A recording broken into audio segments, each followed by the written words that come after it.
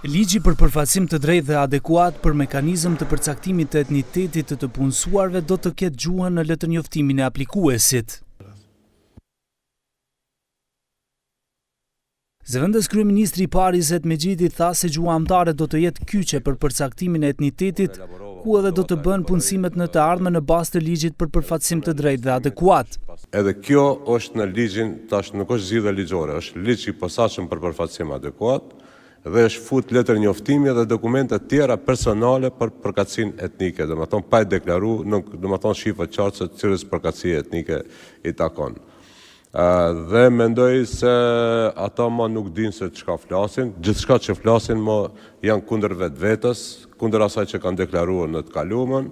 Unë mendoj që opozita duhet në momente duhet jetë edhe konstruktive dhe kur bëhen punë të mira ta pranon që është në të mirën e qytetarëve, në frymën e marrëveshjes së Ohrit, një realizim pra që s'ka ndodhur të kaluarën, po ndodh tash. Zëvendës kryeministri për qeverisje të mirë Arben Fetai tha se përcaktimi i targeteve në kuadër të metodologjisë së re për përfaqësim të drejtë do të bazohet në rezultatet e fundit të regjistrimit të popullsisë. Ai tha se në ligjin e ri nuk përcaktohet nëse bëhet fjalë për popullsi rezidente apo jo rezidente. Në këtë propozim ligj do të llogaritet numri i përgjithshëm i popullsisë. Për sa i përket çështjes së popullatës rezidente jo rezidente, duhet të kujtoj që kategoritë e tilla u krijuan përmes metodologjisë për regjistrimin e popullsisë. Metodologjinë për regjistrimin e fundit, ato nuk figuronin në ligj, në lidhje me atë pjesë ka po ashtu lëndë në gjykatën kushtetuese dhe duhet të shohim epilogun e kësaj lënde.